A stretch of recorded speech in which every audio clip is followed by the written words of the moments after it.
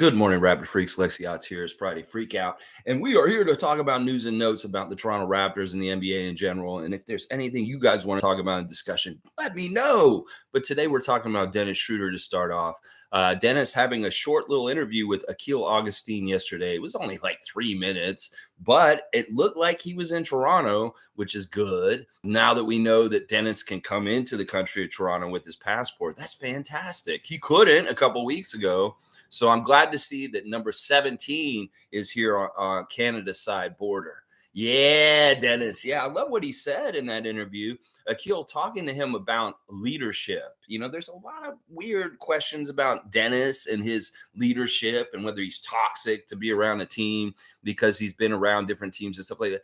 People are trying to judge Dennis because he's been on multiple teams. You can't do that, folks. Just because you've been on different teams doesn't mean you're a bad person. It could mean that you're just in a certain bracket of the NBA where you're kind of a mid-level player and you get part of trades, or you don't necessarily get factored into long-term plans in certain ways. There's a lot of players in the league like this that don't necessarily find a true home and stick around in one place for a long time. And it's not their fault.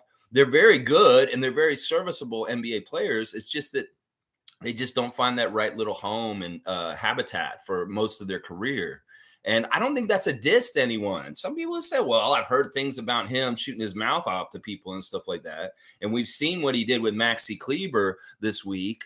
But, listen, Dennis made it very clear, and he's listening, obviously, because in his Akil Augustine interview, he said, look, I want to clarify about my leadership. My leadership is on the court, and it's going to be through my play.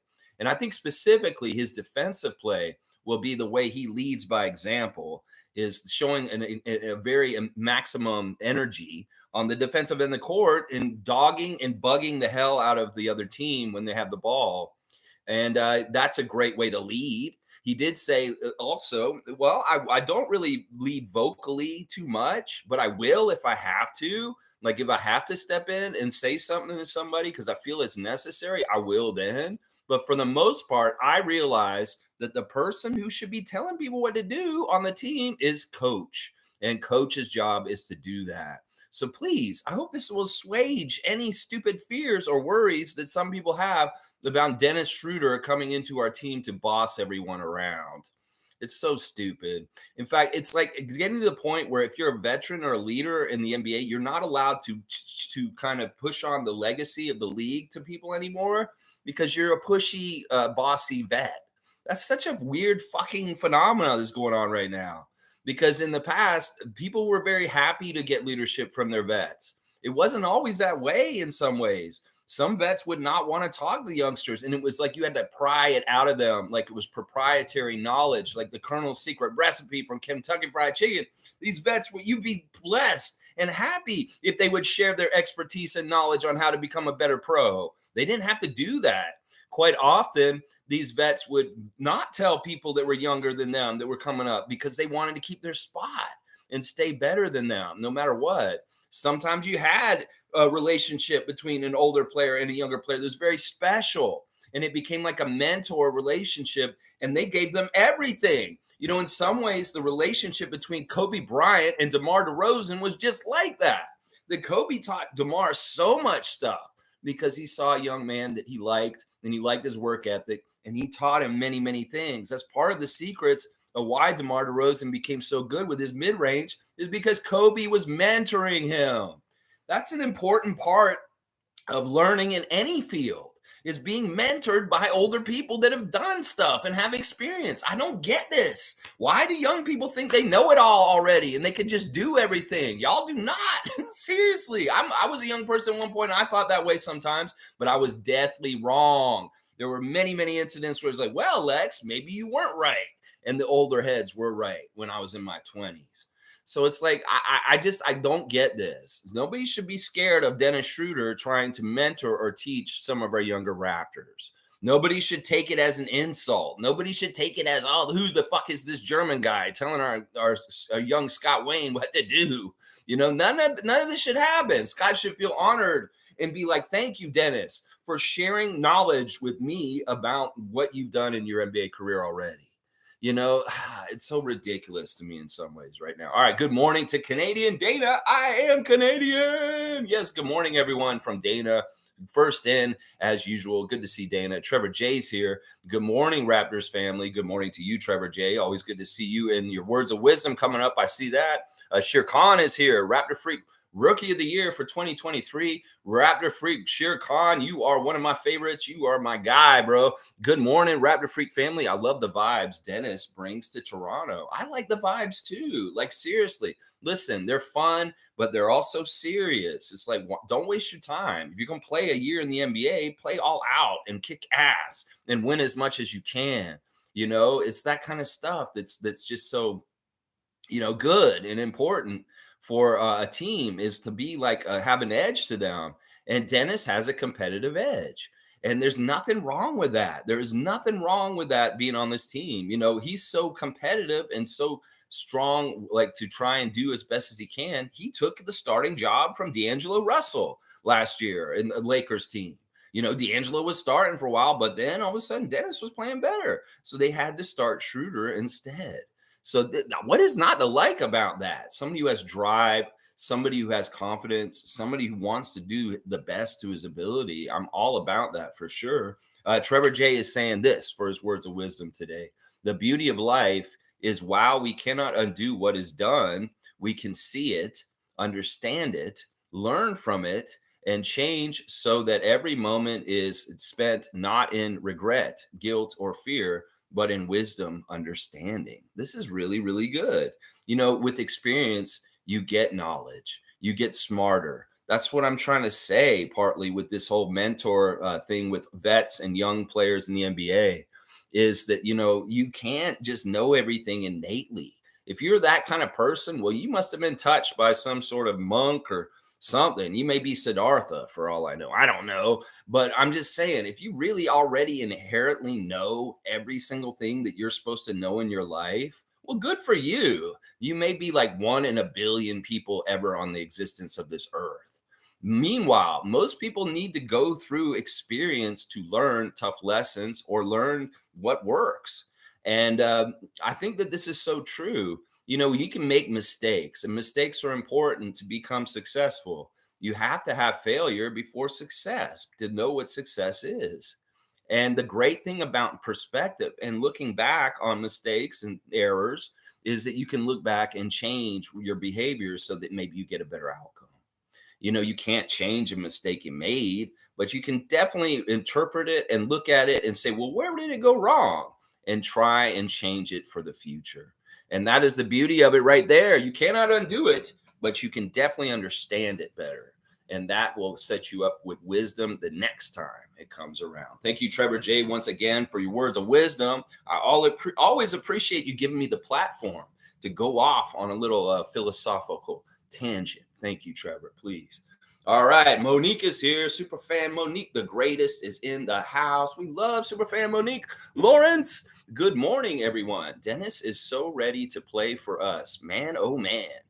Congrats, Ron. But I noticed some fans are miserable about his new contract. Please explain why. Shaking my head. Real ones are with the Harpers.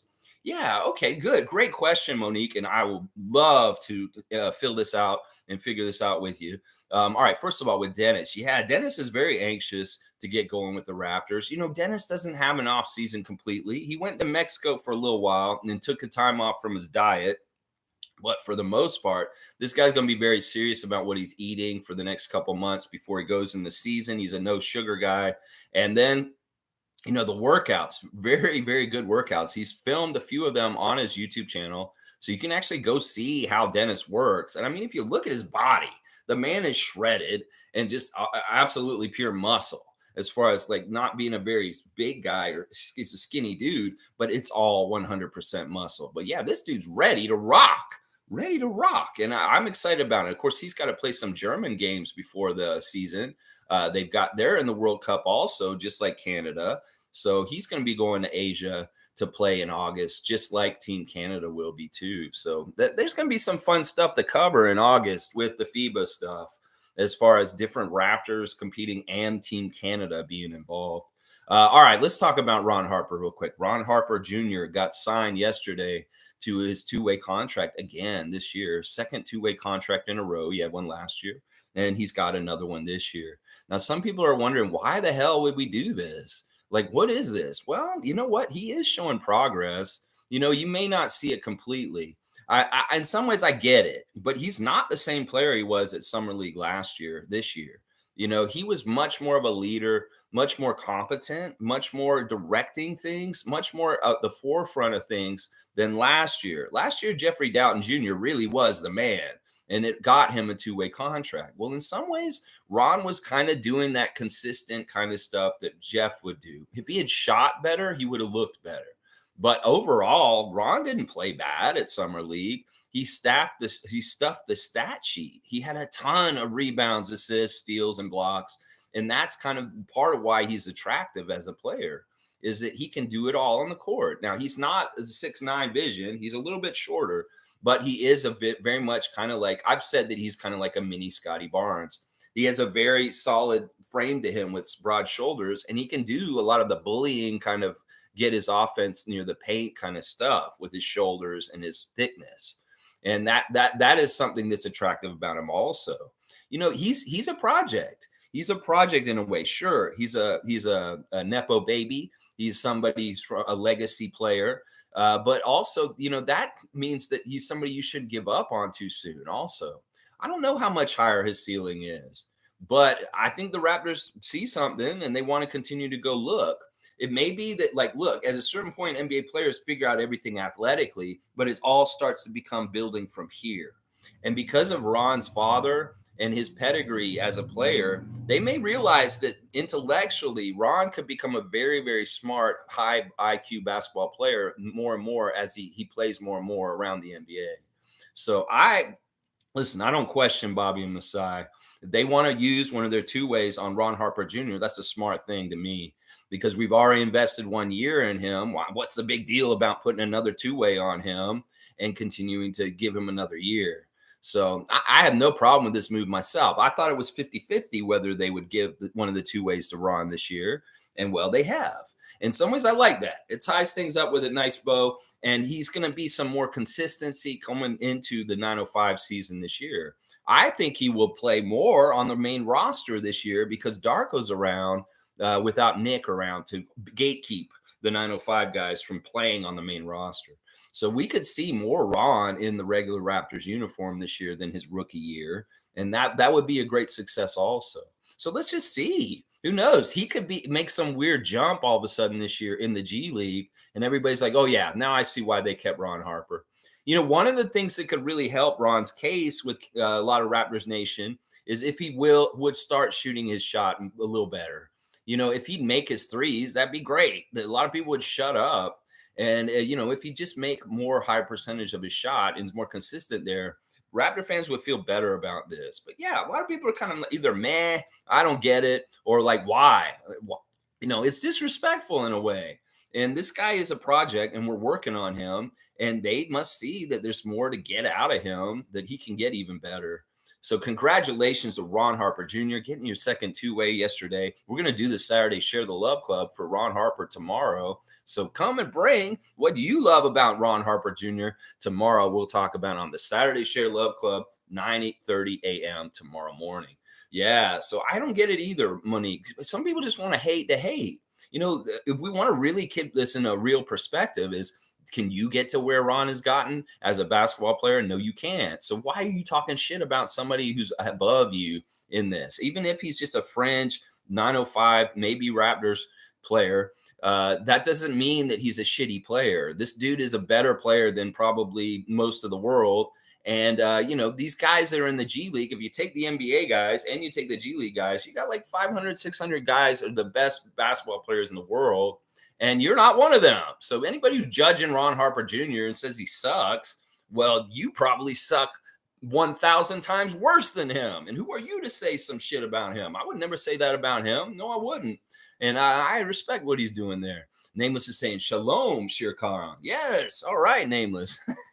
Logical Raptors Fanatic is in the house. Check out Mike's channel, a great YouTube channel on the Raptors. And right now, he's kind of pouring over the 700 almost page document that the new CBA is. And he's really putting it in layman's terms and really coming out and explaining some of the new adjustments with the new document and the new CBA. So thank you, Mike, for your diligent work on explaining the CBA to us. Let's see what Mike's saying today. Salute the real ones, Project Truth always. Thank you, Mike. Ron's back in the fold on a two-way is okay for now. Things will start being done. End of roster fit. And we still have some money, like 5 million or something.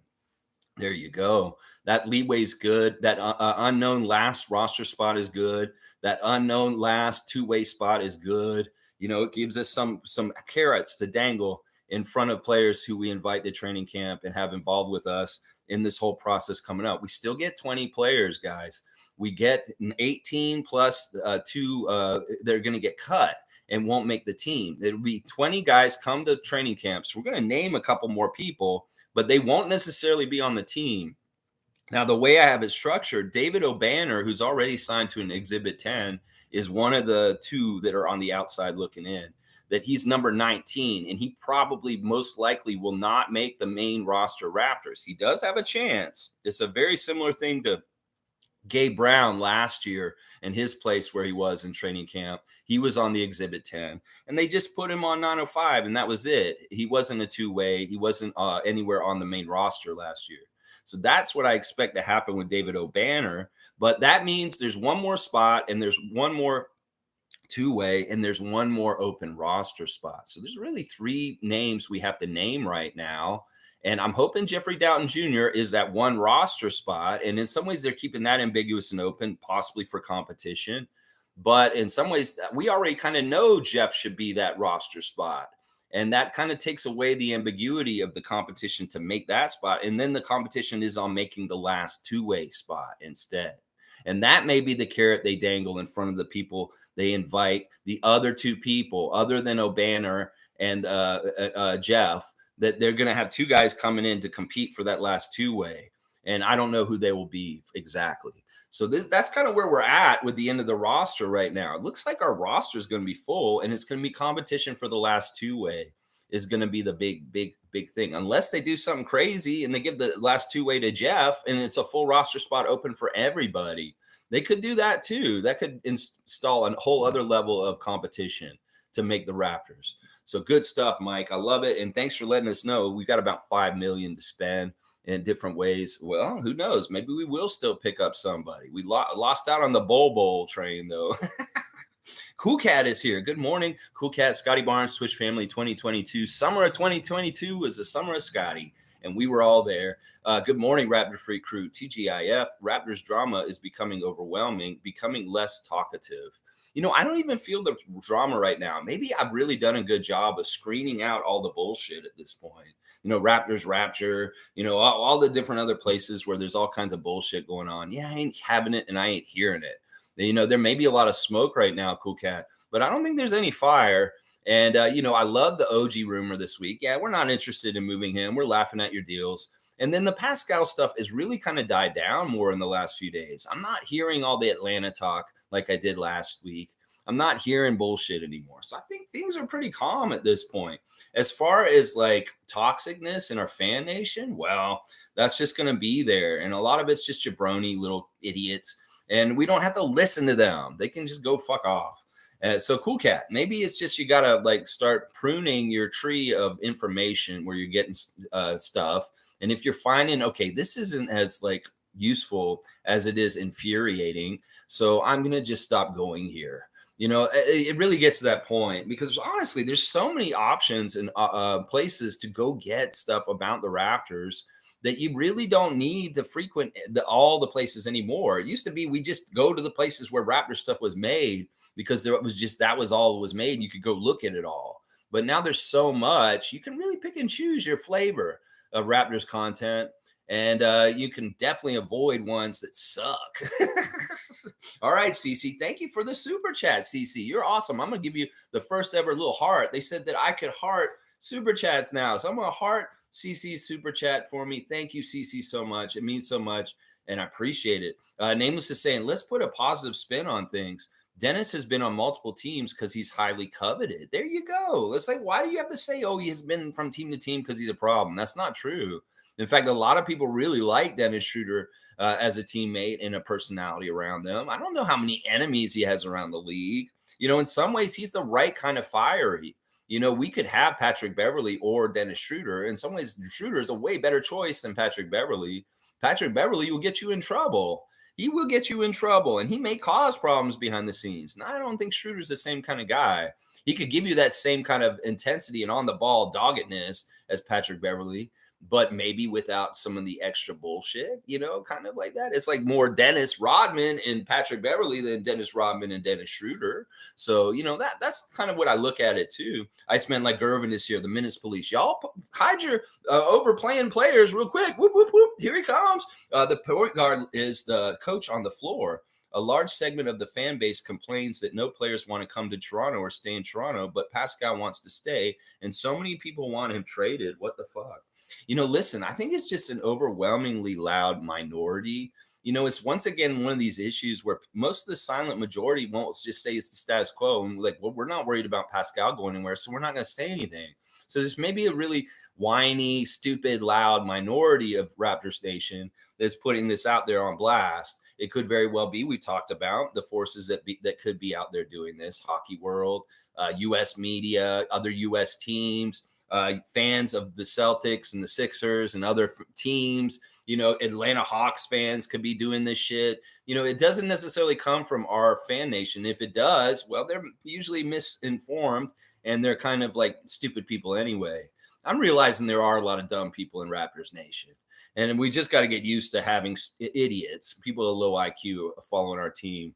Yeah, I don't get it either. It is what it is. Pascal's staying away from it and staying at very sunny beaches and staying in his summer mode and working hard. And that's all that matters in this. Once again, if I hear something from Shams, if I hear something from Woj, if I hear something from Lewinberg or Grange or Kareen or Blake Murphy, then I'll believe something.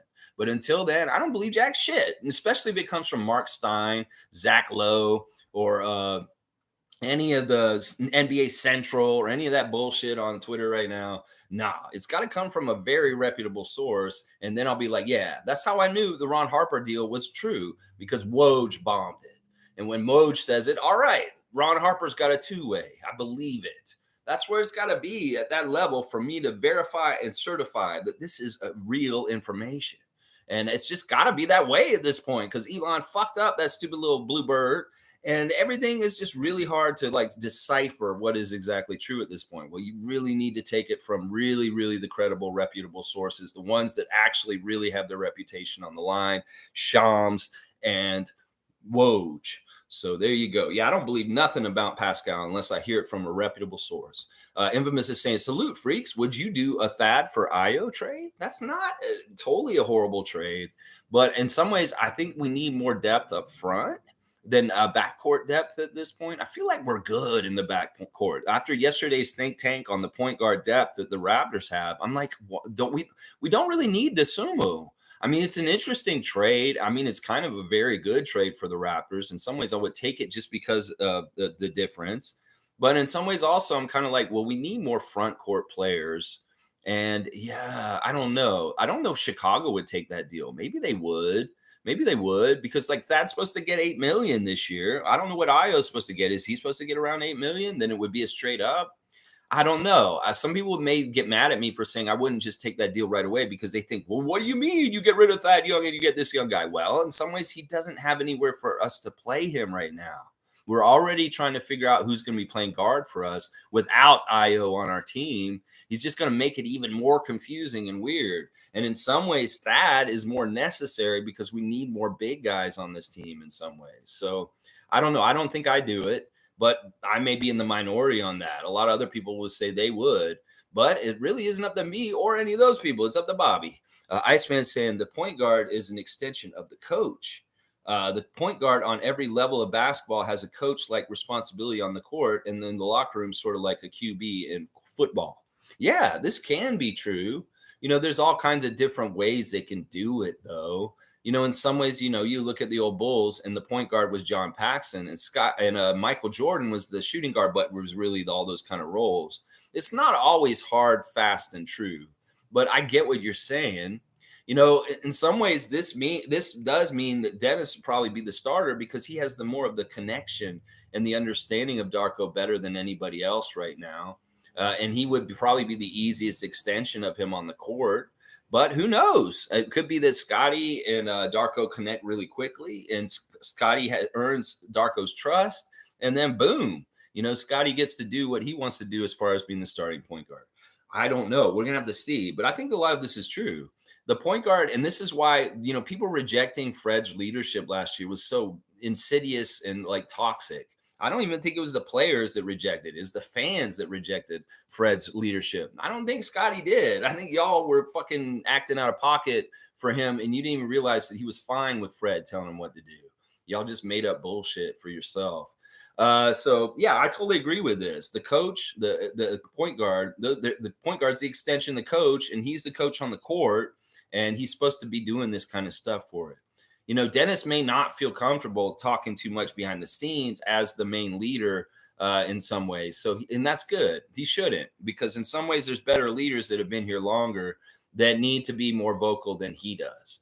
But in other ways, he could be helpful in that leadership voice for sure also. So we'll have to see. We'll have to see how it all shapes up this season. There's a lot of ambiguity about certain roles and things that are going to be happening this year. Well, we'll figure out how Darko organizes it. Fiercely saying, good morning, fam, and happy Friday. Dennis has an advantage, his NBA experience.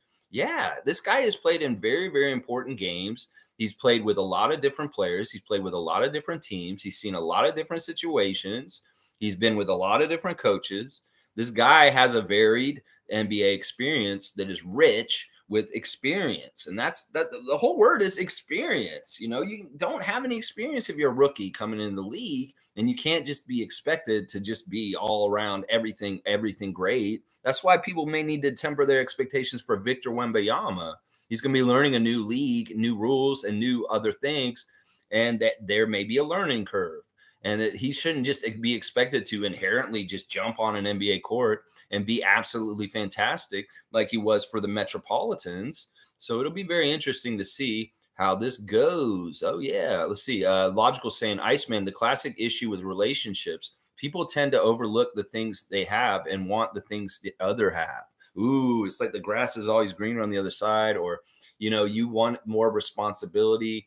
Chris Boucher is a great example of this. He wanted more responsibility. He got it on Boxing Day that year, and he said, holy crap, this is what it's like being Pascal. Yeah, I don't like this. This is not fun. This is very hard. And I have a newfound respect for Siakam, seeing just how much he carries on his shoulders. That's exactly what Chris said after that Boxing Day game where he had to play with replacement players as the Siakam for us that night. And he's like, look out. You may think it's all fun and games, but once you get in there, it's a lot harder than you think. And yeah, I don't know. People want to be everything and all everything. Teams are not selfish. Teams want to give and delegate around and keep it equal in certain ways are the smartest. The reason why the Raptors were so good in the 2010s was because DeMar and Kyle didn't stratify themselves above the rest of the team. Kyle and DeMar very clearly said, we're not going to go skip activities that the rest of the team does just because we're superstars. We're going to go and we're going to be there for everything, just like everybody else, all for one, one for all. And don't make it seem like we're more important than the rest of them. This is something that I want the Raptors' top players to continue to do.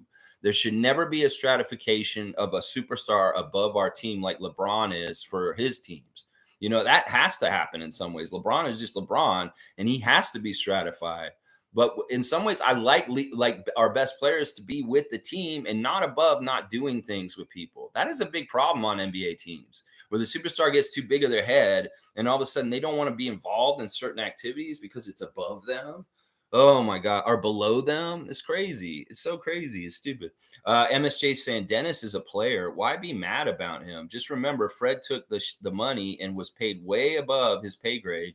So if Dennis has stuff to say, why wouldn't others listen? Fred seemed too preachy with it. Listen, I think Fred's style of being a leader wasn't that bad. It's like, I don't know. Maybe in some ways he was arrogant and maybe he rubbed some people the wrong way with it. Maybe he was a bit of an asshole about it. Like, he's like, motherfucker, you need to just go ahead and do this. I don't know how he used to talk to people. I don't know. But in some ways, still, it's like, if that's your leader, if that's your vet, you should be respecting them and kind of listening to them still. Still, if he's way out of pocket and he's wrong, and that's why you turned him off, and that's why he's in the Houston Rockets jersey now, okay, I don't know something that happened. But to me, most of the time, I'm thinking these guys in the NBA know how to treat people respectfully, and they will talk to them in a very open, upfront way. I'm just worried that some people are getting their feelings hurt, and that's what's happening. And it's not about people being out of pocket and being overly aggressive and wrong and insulting. It's just more people are being overly sensitive and a little bit too of a wimp, instead of like listening to them and taking what they got to say to heart and trying to do something about it. They're like, oh, he made me feel bad. I fuck that shit. That's not what we want around our team. We don't want players on our team that are weak like that. Anybody who can't take a little bit of a verbal reaming out, yeah, I don't really want you on my basketball team. Let's just put it that way. Let's see. Infamous is saying, there is a saying that says, a man that knows everything knows nothing. Yeah.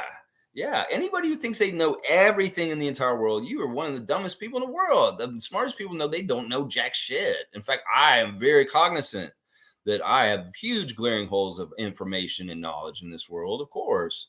And the smarter people will realize their limitations and not like just think, oh yeah, and bullshit their way through stuff they actually don't know. That's part of the problem too. Nameless is saying Masai knows the recipe for a successful team. If he wants to add a little German Schroder Kraut to the stew, I say we let him. Yeah. Yeah, the European feel. I saw somebody in the comments on the thing with Akil Augustine yesterday talking about, well, they could have picked D'Angelo Russell or Dennis Schroder. Well, they picked the right one. First of all, anybody who values D'Angelo Russell over Dennis Schroder, you're wrong. I'm just going to say that right now. You're just wrong. In some ways, I'm glad Russell's on the Lakers. And if we got either one of the two of them, I'm glad we got Dennis. Some people are saying, what do you mean, Lex? You'd rather have Dennis Schroder than D'Angelo Russell? Yeah, you're damn right I would, because he's a much better defender. D'Angelo's a shit defender. And then second, I don't need D'Angelo Russell taking 20 shots and making 5 of them. You can have that on the Lakers. Yeah, Dennis Schroeder is a better NBA player than D'Angelo Russell.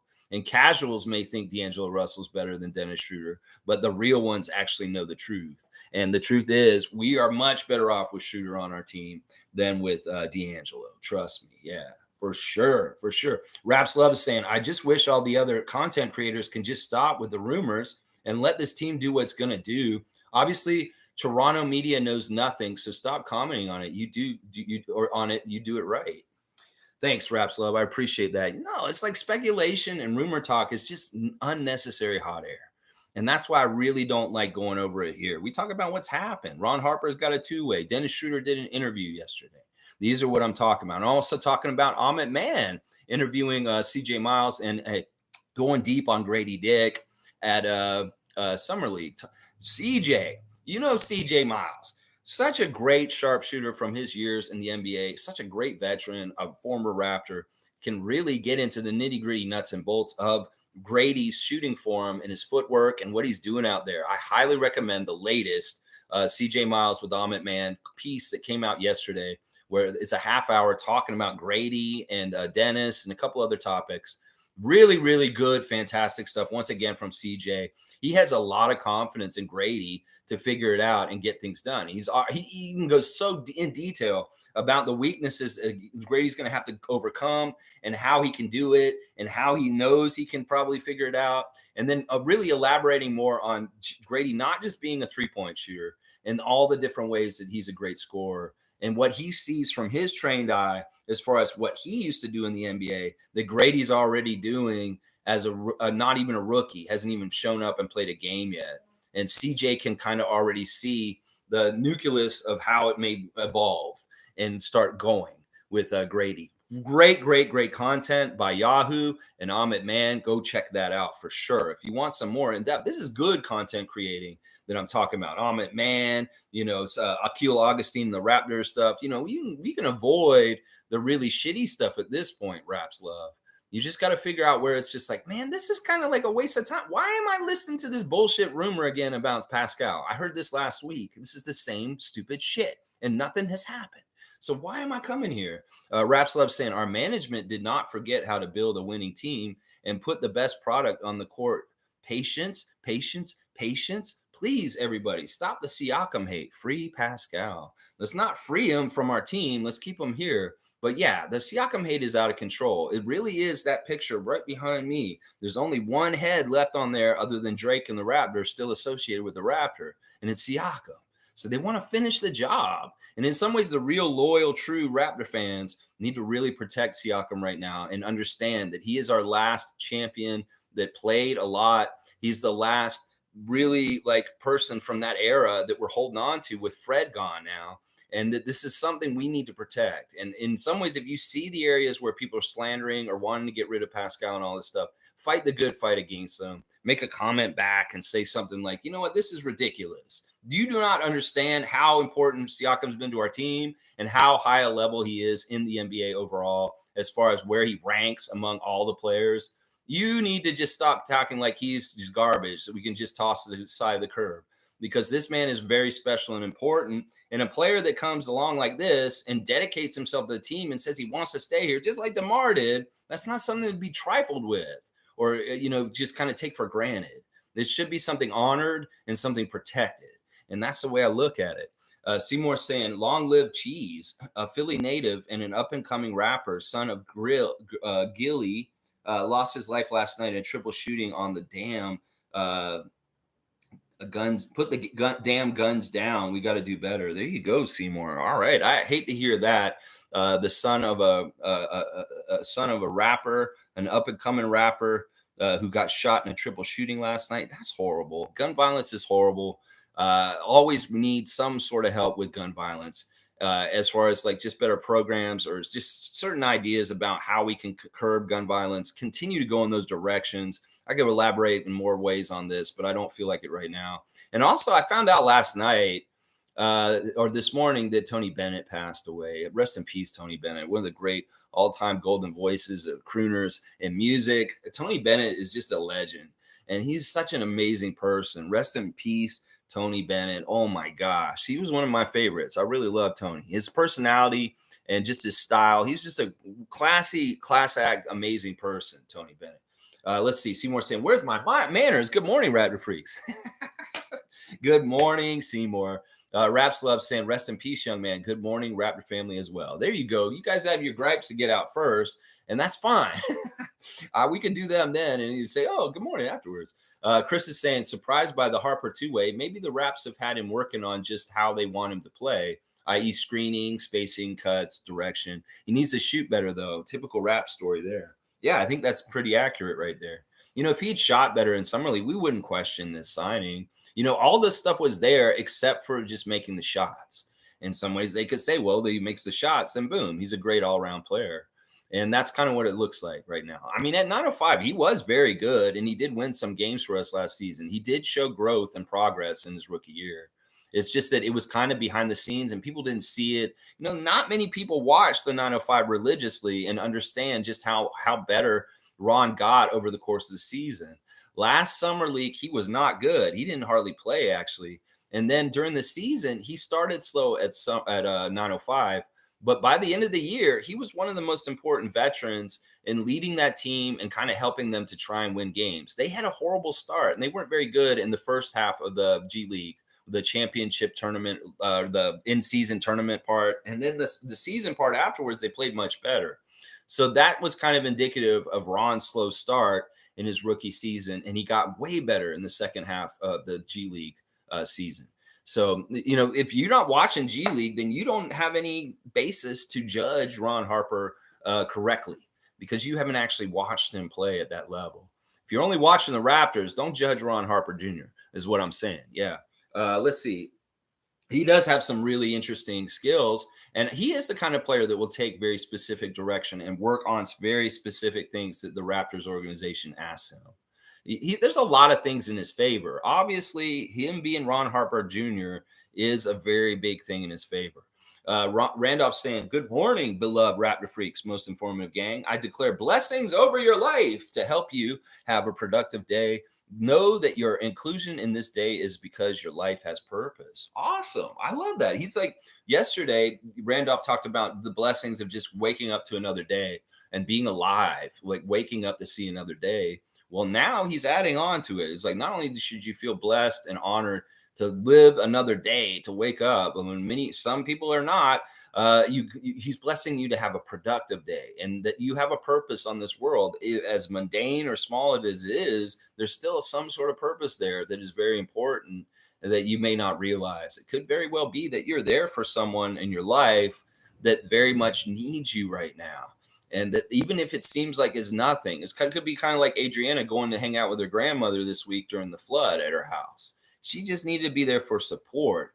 And in some ways, it may have seemed like a little mundane thing, but it meant the world to be there for her when she was in a time of crisis and that she didn't have to face it alone as a 95-year-old woman. So it's like everything you do, even if it's something like simple as like, I'm just going to be with my grandmother while her basement's flooded, can be very helpful. Very, very helpful. And it does have a purpose. Thank you, Randolph Phillips, for your blessings and blessings to all the Phillips family and everybody else and all the Raptor freaks out there. All right, Iceman saying the decision on Dowtin will allow Raptors to potentially sign another free agent for him between 3 to 6 million or sign a two-way onto the roster or make a trade. San Antonio is said to be looking to trade Payne. Yeah, I was wondering about why they got him because in some ways Payne doesn't really fit with San Antonio. So this is good intel by Iceman that San Antonio is looking to move him right along to the next place still. All right, that made more sense. This is like Cameron Payne playing for the Spurs doesn't really fit with their timelines, and he kind of is not needed there. So in some ways, I was like, yeah, I don't get the campaign thing. Now, the other stuff, as far as with Dowtin, well, I'm still waiting for that shoe to drop. Let's see if what we hear about Dowtin comes soon. I'd like it kind to, but it may very well be. I don't know. I wish it wasn't so unsure for Jeff. Jeff should have surety. If there's anybody around the Raptors in some ways has earned it, it's Jeff Dowtin Jr. He's earned some sheer surety on his contract. And I'm wondering what Bobby's doing with him here. Sheer Constant, Dennis is the epitome of talent plus commitment leading to longevity. I would rather have him on my team over even a Zion. If Zion had discipline, he would be unstoppable. Not everyone can be a LeBron. Yeah, I agree with this in some ways. He's no good. He can be the talented, most amazing prospect in the world, but if he's not there or playing or showing up, well, what worth is he? It's like Kawhi is a great lesson on this. Kawhi is a great lesson on this. You can be like this and this and this about him, but if he ain't suiting up and getting on the court, well, then what the fuck? It's like the same thing with Zion, same thing with Simmons. So, in some ways, I totally get what Sheer Khan's saying. In some ways, Dennis, the way he takes care of his body is allowed for him to have this kind of longevity. There's a common thread between him and Thad Young as far as keeping their bodies in tip-top shape and really treating them like the temple that they need to worship to make it, it's their vessel for doing what they do to make their money. So they really take that seriously. There's a couple guys on this team you can tell take it really, really seriously. Siakam, Gary, Thaddeus, Dennis, these guys really take care of their bodies. They really do. You can tell. Trevor's saying people don't understand that Ron is going to be such a dominant player. 6'6", 200 pounds, 6'6", 250 pounds of muscle, a little more development, and he will be so scary. Yeah, he may just need a little bit more time and experience. To me, he seems like he's the kind of guy that could like end up being in the NBA for a long time and kind of being like a role bench player for teams soon after he gets out of the G League and he's on the regular NBA, and he's just kind of becomes a journeyman, and he may play for a few NBA teams and just kind of be a great kind of bench guy to have around at that point. I think that's what they're trying to build him into. That's what his father and his mother would like, I'm sure, and what he would like at least. I think it's tempering his expectations. It's not like he's expecting to become an all-star or, become maybe even a starter, but he does want to carve out a very useful NBA career as something. And I think he's going to be successful. I really do. Let's see. Wayne's saying Ron Harper Jr. has always showed effort. It sometimes falls short, but he deserves a chance to get better under a better development team. Congratulations to him. Yeah, we're not hating on that. Some people may be hating on that or be like, what? Why? No, we're not. We understand. Continuity is an important part of the Raptors organization as much as we can. and he's keeping continuity with our G League level and our already time with 1 year of developing him in his rookie year last year. Raps Love saying, believe me, there is a whole committee that makes this decision about Ron Harper, not just two people. So obviously a bunch of people who do this for a living see promise in Ron Harper. We know nothing. Raps Love is pretty accurate there in some ways. Yeah. I think mostly it's decided by Masai and Bobby, but it probably does get taken into account by Teresa Resch, Dan Tolzman, maybe some of the board people like MLSE board, but probably not on such a small decision like Ron. Ron's not a big decision. Now, if you're talking about throwing max money at Scotty when his max money contract comes up, that is probably something talked about by the whole entire MLSE board and everybody involved. But a small potatoes kind of move like this, I'll bet you it's mostly just Bobby and Masai and the front office people, and probably not the board as much involved. But on the very big stuff, oh, I'm sure Bell and Rogers has a say on that kind of stuff. Yeah. Let's see. Iceman saying Ron Harper Jr. is 6'4" barefoot, not 6'6". He has a family connection with his father and Wayne Embry. He was always going to come back to Toronto on at least a two-way. No real surprise here. Yeah. Yeah, you know, that's right. Iceman keeps bringing up Wayne Embry in relation to Ron Harper Jr., and this absolutely makes complete sense. Wayne Embry, a luminary in the Cleveland Cavaliers franchise when he was a GM for them in the 80s, and he had Ron Harper Sr. on his team. And they, you know, there's a relationship there from the 80s between Ron Harper Sr. and Wayne Embry. And it could very well be, well, part of it is Wayne Embry is the advisor, senior advisor to the Raptors. And he's in that room with Masai and, Bobby. And he's saying, I know Ron's dad really well. And he is just this kind of guy. And I've known Ron Jr. since he was a little kid. And he's a really good character guy and all these things. He's vouching for him and really in their ear. And, of course, Masai and Bobby are smart to listen to a very wise old veteran of the NBA that's been around since almost the whole NBA has been in existence. If you look at how long Wayne Embry's been involved with the NBA, it's been since the 50s, and the NBA started in 47.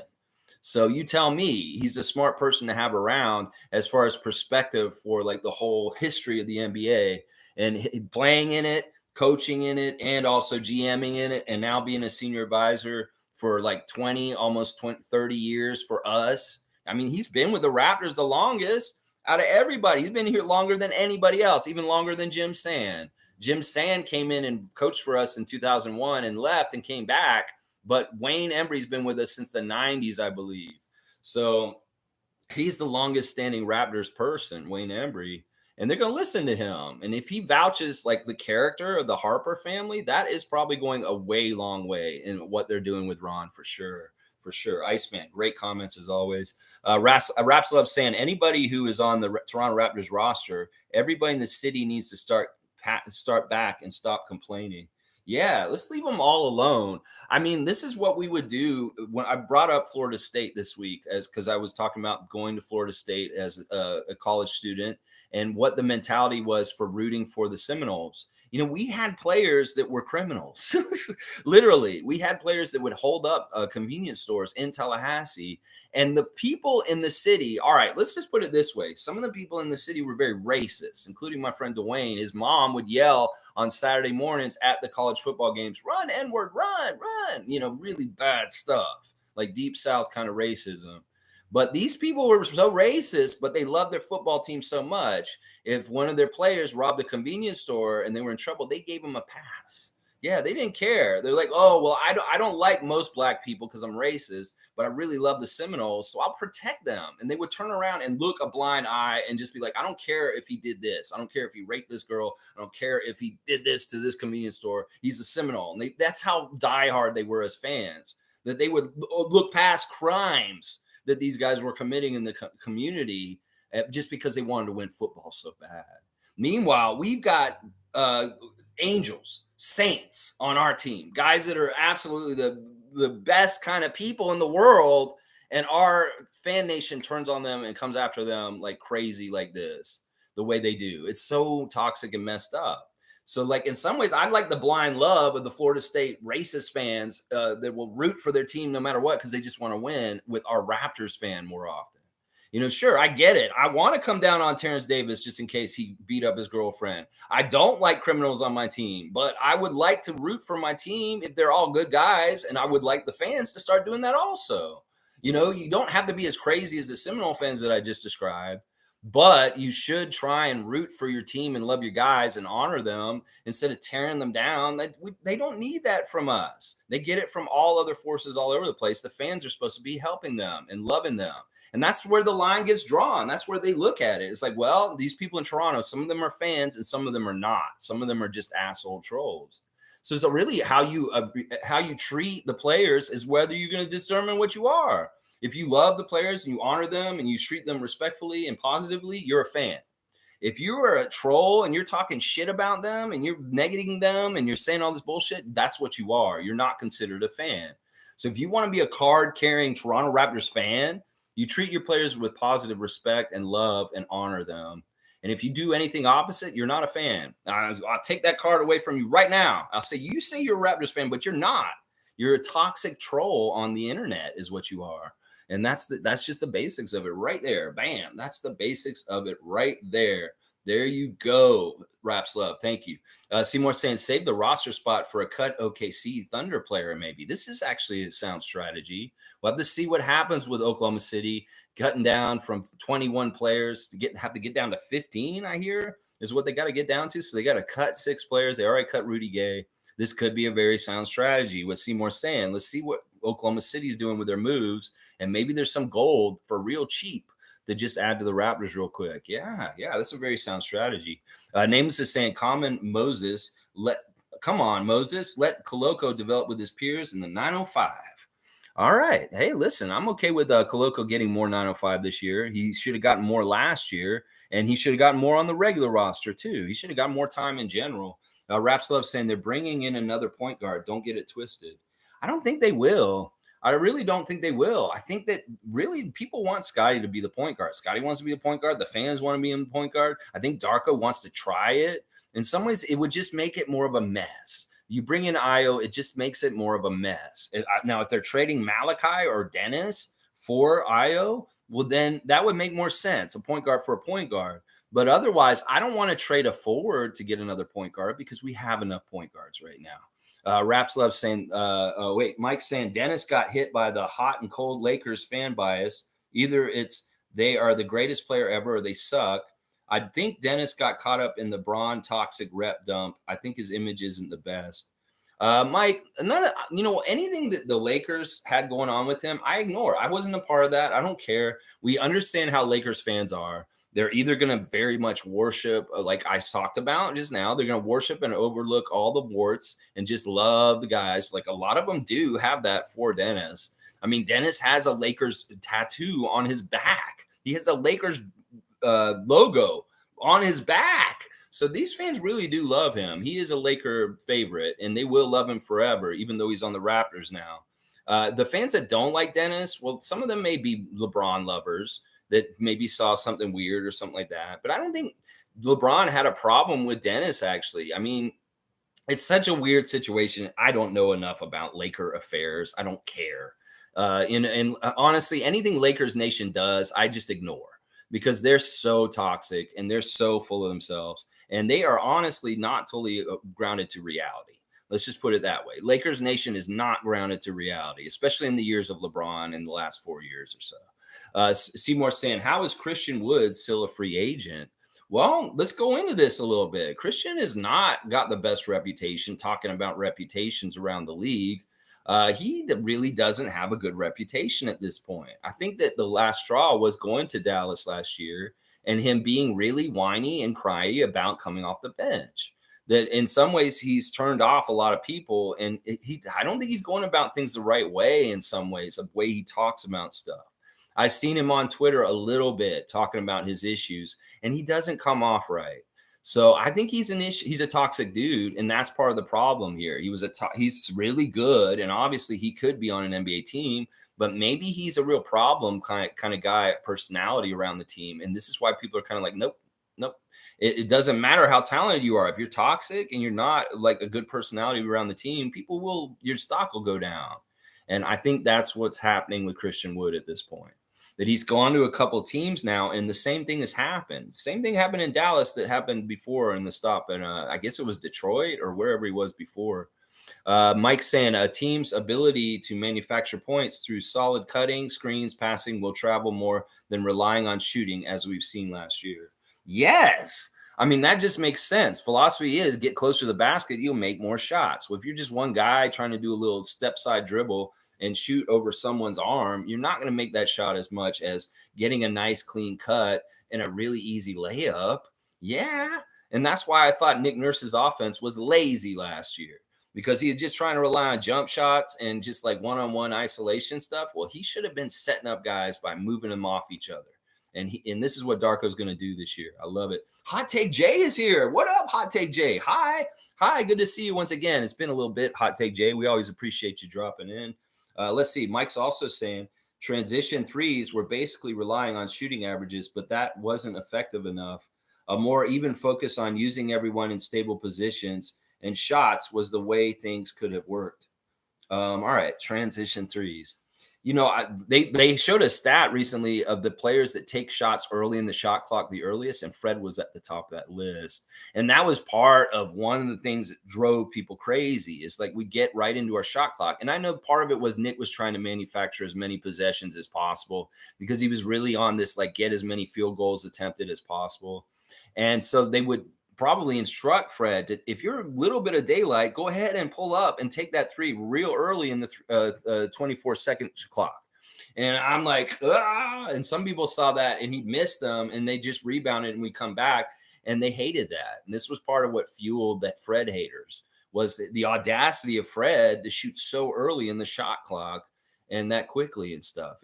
There's all kinds of weird things that are going to change and be different with Darko as our coach, and we're going to see the differences. It's going to be really refreshing, and in some ways we're going to feel freed from some of the real bullshit that Nick was doing, because he was very stringent and very like, this is how we do it, guys. And in some ways I feel like Darko may be more flexible and allowing for things in some weird ways. I know that Nick was kind of like, do whatever you want on offense, but in some ways that was constrictive, because it was like that they're being basically going on their own instincts and that's it. Well, you should have given more structure. That's the one thing the Raptors wanted last year, Nick, was more structure. They all said that. Fred said it. Chris said it. They wanted more structure because you didn't give it to them. You didn't give them structure, man. Wayne saying Ron Harper got his two-way deal through the connection between Wayne Embry and Harper Sr. smacks of nepotism, which exists, but not in this case. Ron Harper Jr. put in the work. It's not his dad. This is great. I like Wayne standing up for this and saying, inferring this, people are naturally going to think this, obviously. There's a lot of debate about this around the league right now with people like Sharif O'Neal and Scottie Pippen Jr., Ron Harper Jr. Where do these legacy players actually fit in and talent-wise with the whole scheme of things, and whether they should actually have spots in this league? I think Wayne's right. I think that Ron is getting what he's getting on his own merits and earning it. And I think we shouldn't sell him short for this. I mean, he's going to have to overcome the idea that he got things because he is Ron Harper Jr. And there's nothing avoiding that. So he really should do as best as he can to make it very evident that it isn't not anything to do with that, for sure. I'm with you on that. Mike's saying you jumped comments. You missed Mo's. My fault, probably. My bad for the comment dump. You dumped a bunch and I missed Mo's comment. I don't see Mo's comment. I don't know if it actually, okay, here it is. Yeah, you dumped a bunch, Mike. Man, why did you dump so much, Mike? All right, let's see. What did Mo say? Happy belated anniversary yesterday, Dennis and Ellen. Instagram check. Oh, they had their anniversary yesterday. I did not know that. Why am I'm not following Dennis on Instagram, I guess. I better go get him on my Instagram, because I would have seen that, I guess. That's interesting. All right. Yeah, I jumped a bunch, Mike, because you filled it up so much. All right. Let's see. Raps Love is saying, okay, hang on. All right. It jumped way ahead. Mike did fill it up. All right. Dennis just needs to have a good place where he can showcase his talent like he did in OKC. I think it's more outside noise with Dennis, but not signing the extension was odd. But people grow over time. What are you talking about? You talking about the Dennis Lakers stuff? I don't give a shit about that. That money he missed out. I don't care about all that. That's such old news. Yeah, Dennis is going to be fine. Dennis is going to get to do what he does. Okay, yeah, I want to make sure I don't miss these. Raps Love saying Michael Grange has never been right about anything. He's a detriment to this fan base and team. Hey, I'm not going to disagree with that strong opinion, and I will probably get behind it with you because I feel like he's more detrimental than like positive as far as some of the stuff he writes. Doug Smith too. Also, we definitely need backcourt. There's definitely what you were talking about. Yeah, we're gonna figure it out. We'll figure out our backcourt. We've got a lot of good players to fill that in. I really don't want people to sleep on Malachi. He can do some certain things. Somebody came and commented on my post yesterday and saying, "You obviously don't know what you're talking about." I really feel like that person didn't even click on it. They just read they saw the graphic with Malachi and said, "Who's going to be the next starting point guard for the Raptors?" And they just assumed that I'm picking Malachi as that person. Yeah, you got to actually watch the content before you judge. And maybe you could have heard what I said in it. I just put Malachi there because he's the incumbent. He's actually the guy who's in line to probably take the job, but he's probably not going to get it. That's the whole thing. And that was part of what I was going to talk about on the stream. So you can go ahead and write a comment, say you don't think I know what I'm talking about, but actually watch the clip and maybe you'll know whether I do or not. Let's see. Infamous is saying, if Dennis is a bit of an agitator, I welcome it. We need some enforcers on the team. I found the Raptors overall continental soft. This has been a part of the Raptors' problem for their whole franchise. Is we've been very soft at different times, with just because we have nice guys. It's been hard to build with character and not have an edge.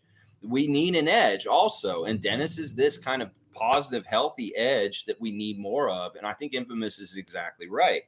That at times there were soft periods, like the Bargnani Bosch years were very soft. We had a soft team, and that was no good. And well, we got more a little bit tougher with Kyle Lowry around, stuff like that. And we need this. We need this. This is exactly right. Dennis is a good kind of positive toughness to our team that we need more of. I'm with that. Name was saying Grange is used like a pawn on Masai's chessboard to control the narrative around the team. So you think that Michael Grange is actually getting notes from Masai on what to do to help in that way, or maybe not even Masai? Who does Grange work for? He works for Rogers.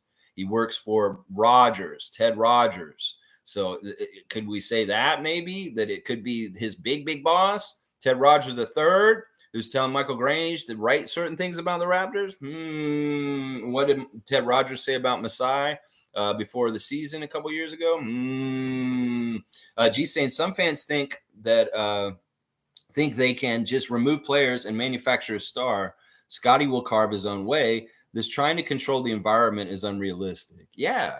And thank God they don't work for the Raptors, because they would tear things down all so often that we wouldn't get anything started or created or built or going. That's the thing. You like those kind of teams, Raptor fans, where they trade a lot or they get rid of players willy-nilly. Go root for the Knicks. Seriously, go root for the Knicks.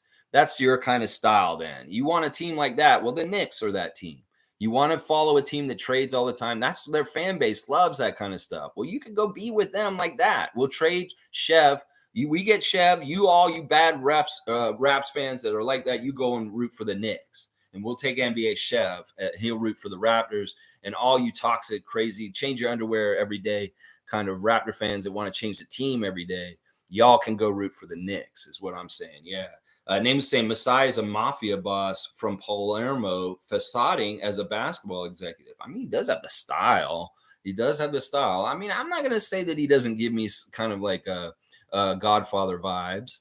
I mean, yeah, there ain't nothing wrong with that. The little mystique, a little of, a little fear, whatever. That's all good.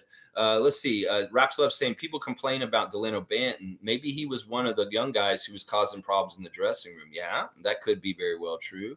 He could feel comfortable because he's in his hometown. Maybe he feels like he can get away with a little bit more. Oh, but I'm the Canadian Toronto Raptor.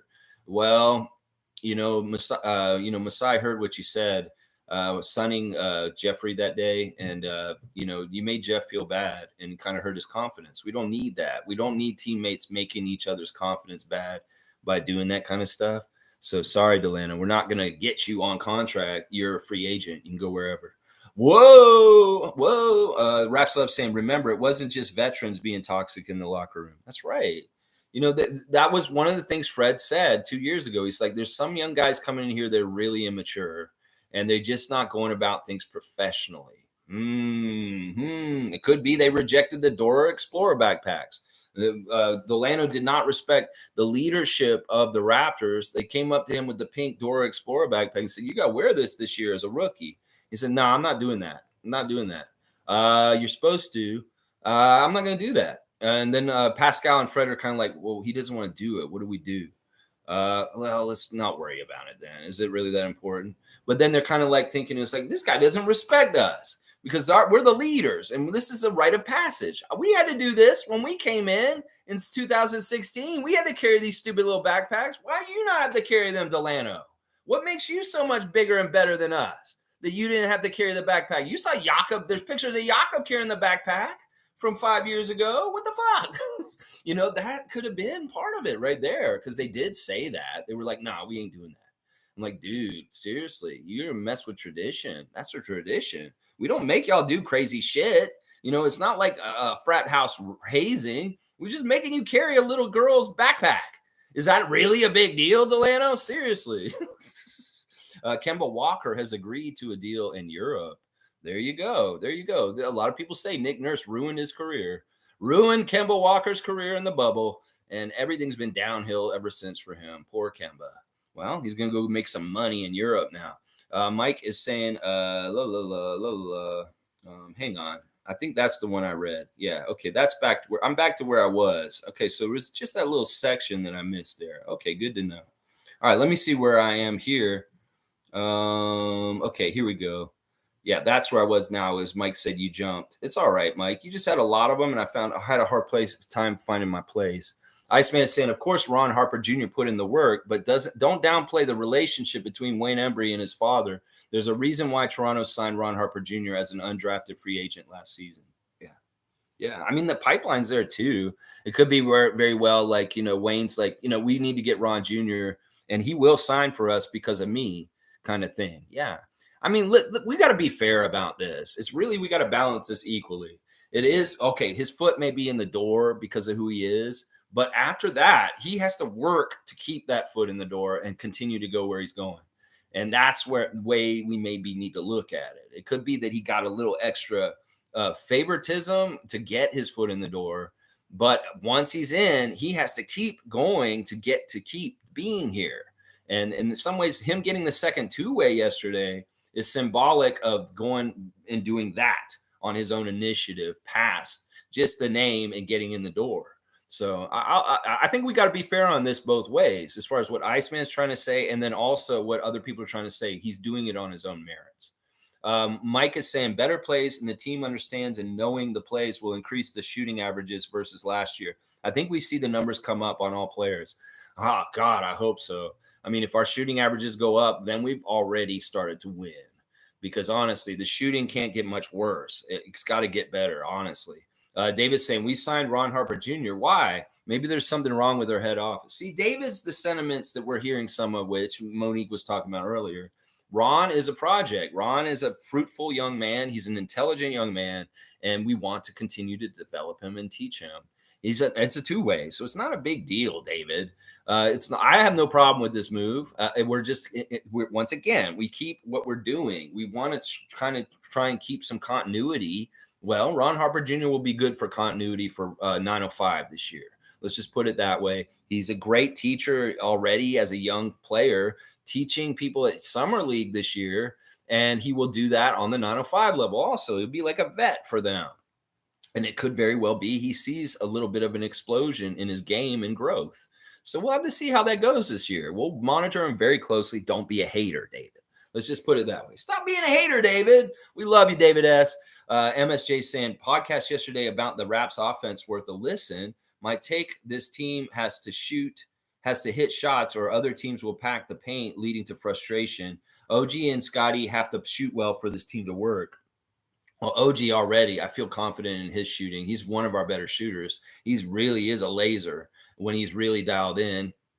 Scotty, of course, if he proves his jump shooting from this year, that's a fantastic thing to add on to things. Are you talking about Samson Folk? Samson Folk has a new podcast out, a Rapcast or whatever, on Raptors Republic, where he's talking about the Raptors offense this year. I think that may be the podcast you're talking about. The Samson Folk one. I'm sure it's very good. I haven't listened to it myself.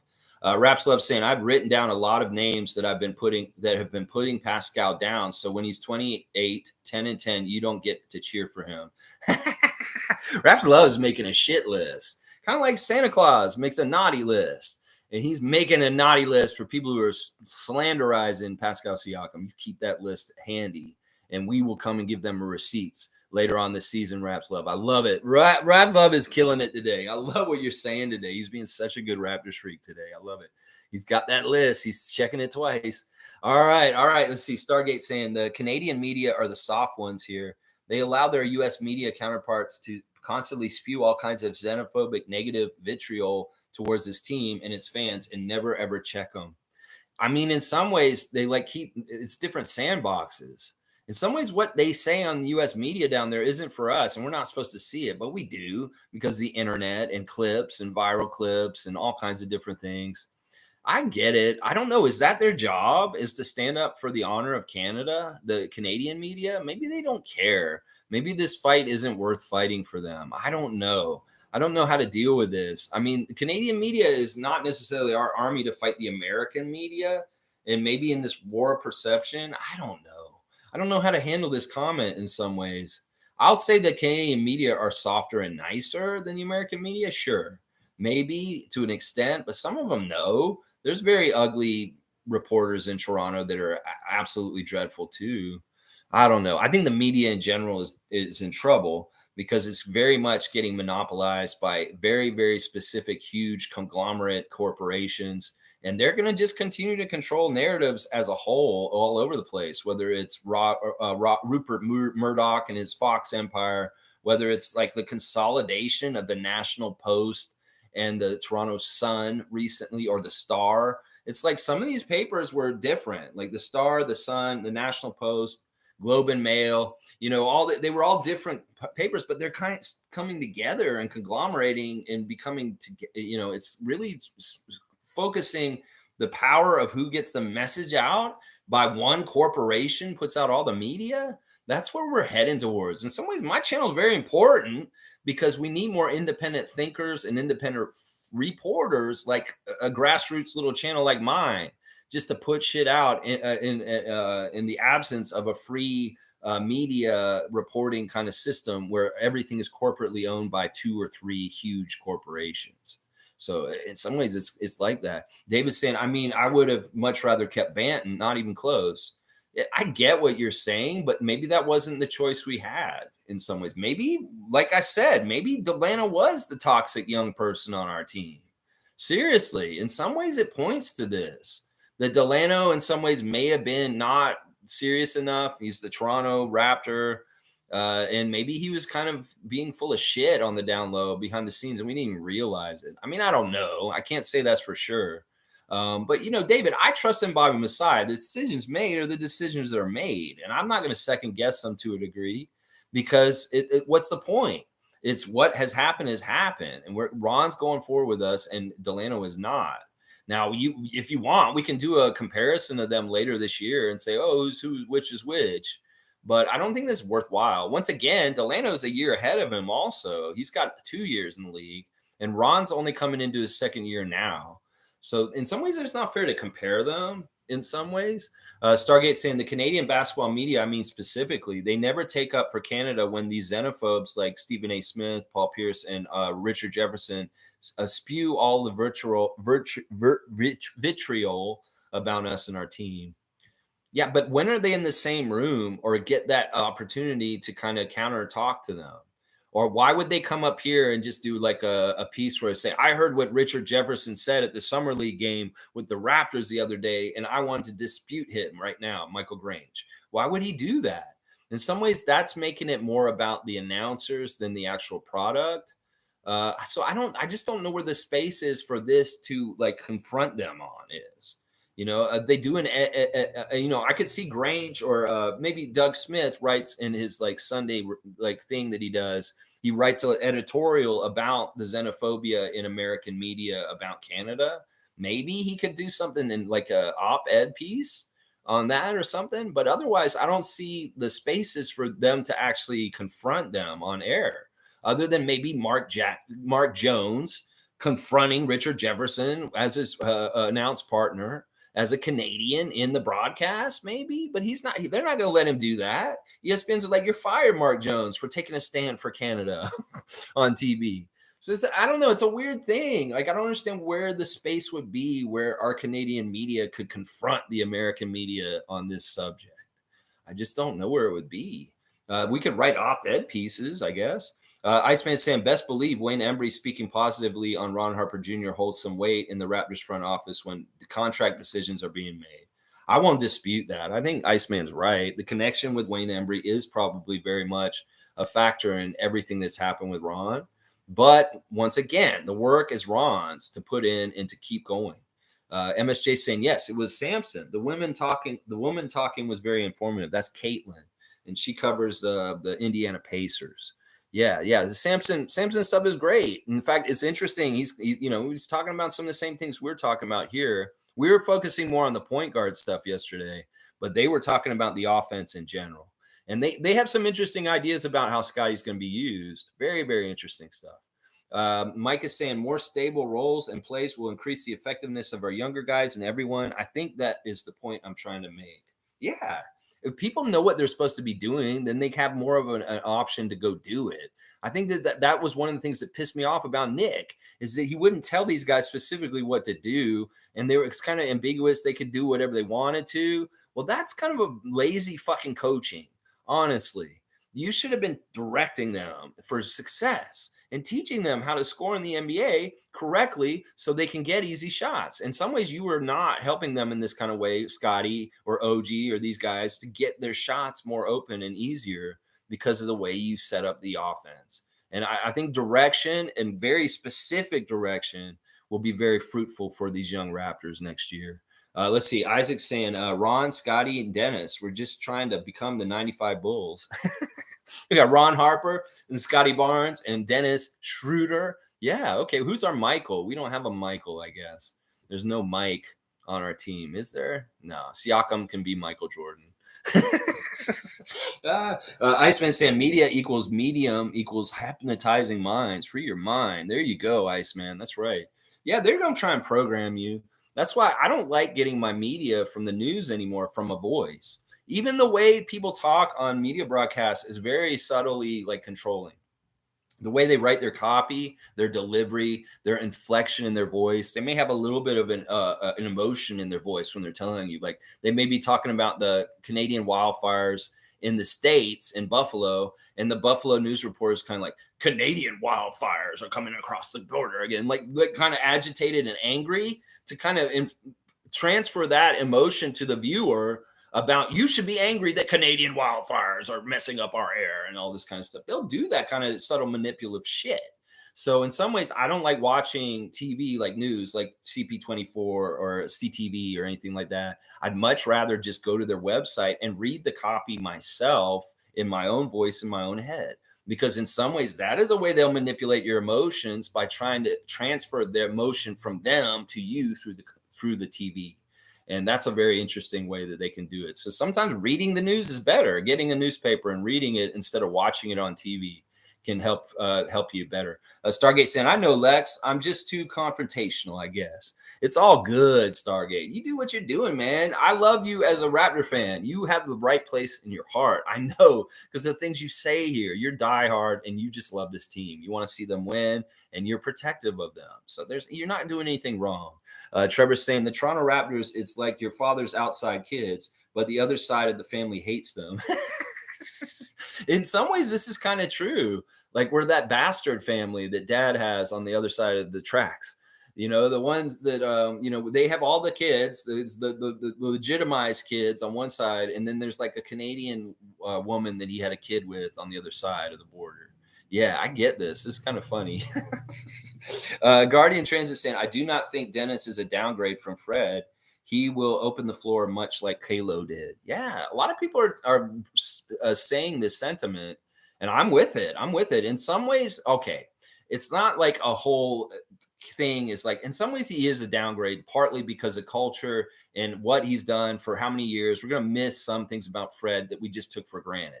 But there are things about Dennis that are better than Fred that'll make us forget about the things that we miss about Fred to a degree also.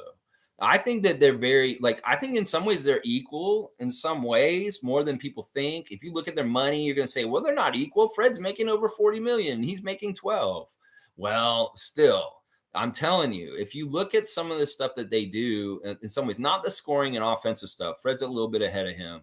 But on the whole package, Dennis may be in some ways better than Fred on defense. And that may make up for some of the stuff that Fred's better on offense for. And then you gotta have the whole look at their bodies. You know, Fred, in some ways, he's a very good defensive guard and very strong guard, but he was tore up by Maxey, very much tore up by Maxey. And Schroder will not get torn up by Maxey. There's a difference right there. We could talk about very specifically. If we play the Sixers, and when we do, Schroeder's going to be able to keep up with Maxey way better as far as just running with him and just being really a pest. And, Maxey being able to stop on a dime and shoot wherever he is at full speed. Well, Schroeder will be able to guard that way, way better than Fred was. We know that Maxey ran circles around Fred. Well, Maxey ain't going to run circles around Dennis Schroeder. I know that for sure. There you go. All right, y'all. I got to the end of the comments. I appreciate it. Let's do the Instagram check real quick. We got Chris Boucher still putting pictures up from the Rock Nation event last weekend. And he's got a really nice dapper picture of him with Ibrahim, everybody's uncle, saying, my brother. That's right. These guys are inseparable and such a great partnership as far as like Chris gets such good guidance from Ibrahim, and Ibrahim getting so many opportunities from being around Chris, being able to be a part of the Montreal Alliance ownership group. Such good stuff. Markquis Noel is putting on blast his interview with Joe Weezy after the Summer League game last week. Forever grateful is what he's saying. And then there's a picture of him smiling on the court. He's just loving this, man. You got this feeling this guy is living his dream, and you can't help but root for him. And like, I just want to see more blessings just fall and shower down on him, and keep going, Markquis. I have good feeling about what you're going to become. Thad Young has got a gift early bird he's posting. It's a company, I guess. It's another one he's probably got to do with. Something exciting is about to take flight coming July the 25th. Something super exciting from Early Bird next Tuesday. So check that out. I don't even know what that is. Very, very interesting as far as things. Scotty has got putting on blast his basketball camp from down in Palm Beach for the city love. Scotty's very much oriented around Florida right now. We did see him at Silent H earlier this week, but I think he's bouncing back and forth between Florida way more than he did last summer, because it looks like Karti is in Florida. He's got a picture of Karti on his bed, and he's saying, not my bed anymore. It is Karti's. And that is a big dog. His dog got big, real big in 1 year. Real big. Now, the way I can try to judge where Scotty is by the plant life outside the window. It looks like Florida foliage. So I'm guessing he's in Florida. And then there's a clip of him at the dog park with Karti. That would be so cool if you're at the dog park and all of a sudden Karti and Scotty showed up, and you're just there with your regular dog, and your dog's playing with Scotty Barnes' dog all of a sudden. That would be kind of a cool experience. And once again, I see palm trees in the background, so I'm going to guess that is Palm Beach, that Scott is at a dog park in Florida yesterday with Karti. So let me see if there's anybody else real quick. The Raptors 905 are having their camp 905 coming up. It's a unique experience where participants will take part in an on-court and off-court training modules focusing on fundamental skills, gameplay, life skills, and more. This is for boys and girls aged 7 to 16 at the Brampton Playground from August 14th to August 18th. Camp 905. You want some fundamentals? They're ready to teach you. The 905 will teach you fundamentals. There you go. There's your Instagram check with the Raptors real quick. Good stuff. Good stuff. All right, let's see what else y'all are saying. Oh, yeah, I read all that. It's already there. All right, y'all. Thanks for watching. Please check your WNBA fantasy teams and make adjustments accordingly as you need to have your lineup set up always. And thanks for watching. Tomorrow, Saturday, Share the Love Club for Ron Harper Jr., celebrating his latest two-way contract and talking a little bit more about things about him that we may not understand and know about him, and why we should respect and love all our Raptor players, because these are the guys putting it on the line, working hard for our team to win. And why not support them instead of dragging them down and making them feel like crap because you wrote something stupid online? Yeah, stop doing that. If you're a fan, be a fan. Act like a fan. If you're not acting like a fan, you're not a fan anymore. We're going to take that card from you. You don't get to be a fan anymore if you don't act like a fan. A fan is a positive person who loves their team and roots for them to win. If you're not doing that, if that's not your actions, if that's not how you're acting online, you're not a fan. You're a troll and a miserable fuck. And we're just going to give you that moniker at this point. That's why I stopped saying Raptors Fan Nation. It's just Raptors Nation right now, because there's a percentage of it that are real fans, real ones, fanatics, freaks like us. And then there's ones that are just critics, negative ninnies, assholes, trolls that just want to talk shit or cause confusion or just be an asshole. Yeah. So figure out which one you're going to be. Are you going to be a fan or just like one of those other people that I just talked about? Because it's in your own behavior that you determine whether you are or not. Sure, you can be a fan and be constructively criticizing, but you're not when you're denigrating somebody personally as a Raptor. You're not when you're just like casually disrespecting them like it doesn't mean anything. Sure, you think words don't matter, but listen, all these words matter when they add up to things. And when there's an online sentiment that's kind of overwhelmingly annoying and gross, like the ones that we're seeing to an extent with Pascal these days. So just stop. Seriously. Real fans stand by their team and love their players. And if you ain't like that, I ain't got no time for you, and I don't consider you a real fan. You're just some idiot that's miserable and needs an outlet to direct your hate towards, is what you are, is what I'll take it. Yeah, there we go. Mike saying congrats, 700 subs, Lex. Thanks, Mike. Yeah, I couldn't have done it without every single one of you, literally. All right, y'all. Thanks for watching. Let's go